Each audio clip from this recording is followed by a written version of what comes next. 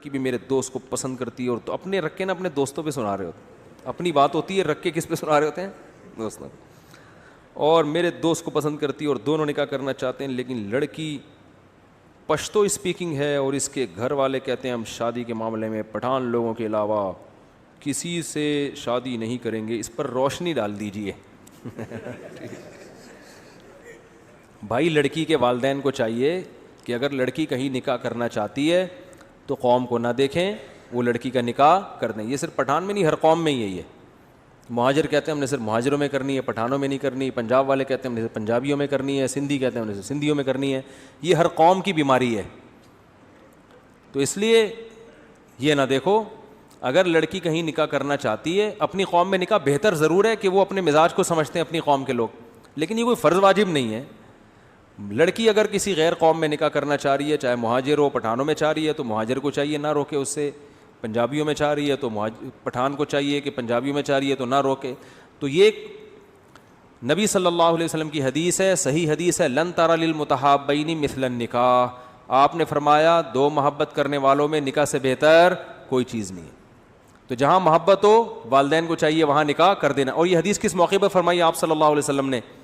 یہ ایک بچی تھی جو غریب صحابی سے نکاح کرنا چاہتی تھی، اور اس کے جو ولی تھے، ابا کا والد کا انتقال ہو گیا تھا، اس کے ولی تھے نا چچا، وہ مالدار صحابی سے نکاح کرنا چاہ رہے تھے. اب بتاؤ مالدار سے نکاح کرنا بہتر ہی ہے نا بھائی، مالدار سے نکاح میں اس بچی کا زیادہ فائدہ ہے نا، خوب کھانے پینے کو ملے گا. لیکن بچی پسند کس کو کرتی تھی؟ غریب صحابی کو. بظاہر یہ بالکل گھاٹے کا سودا ہے. تو ان کے چچا نے اس بچی کا نکاح کرا دیا مالدار صحابی سے. آپ صلی اللہ علیہ وسلم کو پتا چلا تو آپ نے وہ نکاح کالعدم قرار دے دیا، کیونکہ وہ بچی کی پرمیشن نہیں تھی، اس میں اجازت نہیں تھی. اور پھر آپ نے اس بچی کا نکاح کرایا ان غریب صحابی سے. اور اس موقع پر آپ نے فرمایا لن تری للمتحابین مثل النکاح، دو محبت کرنے والوں میں نکاح سے بہتر کوئی چیز نہیں. یعنی کیا فرمایا کہ جہاں محبت، جس سے محبت ہے اس کو جہاں چاہ رہی ہے وہاں نکاح کرو اس کا. بات آ رہی ہے سمجھ میں؟ تو اس لیے بھائی اپنی قوم، چاہے مہاجر ہو، پنجابی ہو، پٹھان ہو، اپنی قوم کا وہ مسلط نہ کرو. اگر بیٹی کہیں نکاح کرنا چاہتی ہے تو وہ بے شک غیر قوم کا ہے، تو اگر اس میں کوئی بڑی خرابی، کوئی خدا نہ ہو چرسی ہے، ہیروئنچی ہے، کیونکہ بچیوں کا کوئی بھروسہ نہیں ہوتا، کسی کو بھی کسی بھی ٹائم پہ چاہ سکتی ہیں. وہ کوئی سٹا لگا رہا ہے، اس نے تھوڑا سا ان کو بھی پلا دیا سٹا ٹھیک ہے نا، تو ان کو بڑا مزہ آیا تو اسی پہ عاشق ہو گئی. تو بچیاں تو بیچاری ناسمجھ ہوتی ہیں. تو ایسا ہی نہیں، ماں باپ انکوائری کریں کہ بندہ اس قابل بھی ہے کہ اس کو اپنے خاندان میں لایا جائے، خاندان کا فرد بنایا جائے. تو اگر اس میں کوئی دوسری خرابی نہیں ہے، بڑی خرابی، تو پھر شریعت کا حکم یہی ہے کہ بچی کی چاہت کو سب سے پہلے رکھا جائے گا. سمجھ رہے ہو کہ نہیں سمجھ رہے؟ اور اس کی مرضی کے بغیر کسی کو اس پہ مسلط کرنے کی اجازت نہیں ہے. بعض خاندانوں میں بڑا ظلم ہوتا ہے بیٹیوں پہ، نہیں چاہ رہی ہوتی زبردستی تھوپ دیتے ہیں جا کے. تو یہ ظلم ہے، اس کا گناہ ملے گا، قیامت کے دن اس کا جواب دینا پڑے گا والدین کو، جو بھی والدین اس طرح کرتے ہیں. دیکھو اسلام کا پتہ اسی وقت چلتا ہے جب آپ اپنی چاہت کے خلاف اسلام کے حکم کو فالو کرتے ہو. بھائی جب تک اسلام آپ کے کلچر کو سپورٹ کر رہا ہے پھر تو ہر آدمی اسلام کو فالو کرے گا نا. بھائی اسلام میرے کلچر کو اگر کو سپورٹ کر رہا ہے، بھائی ہمارے ہاں کلچر کیا ہے، ولیمہ ہم سب کرتے ہیں نا، تو اسلام بھی کہتا ہے ولیمہ کرو، تو پھر سارے ہی کر رہے ہیں. تو یہ ٹھیک ہے، اچھی بات ہے، لیکن اس سے آپ کا مسلمان ہونا تھوڑی پتہ چلے گا. کیا خیال ہے؟ اس سے تھوڑی پتہ چلے گا. پتہ جب چلے گا جب آپ کا کلچر کچھ اور کہہ رہا ہو اور اسلام کچھ اور. آپ کا کلچر یہ کہہ رہا ہے کہ بچی کی شادی ماں باپ جہاں چاہیں کر دیتے ہیں، بچی سے نہیں پوچھتے بس. لیکن اسلام کیا کہہ رہا ہے؟ آپ کو بیٹی سے پوچھنا پڑے گا، اس کی چاہت کا خیال بولو بھائی کرنا پڑے گا. میں نے بڑے بڑے علماء کو دیکھا ہے، ان کی بچیاں بہت نو عمر تھیں، بالغ ہوئیں، اب خود پوچھتے ہوئے شرم آتی ہے باپ کو.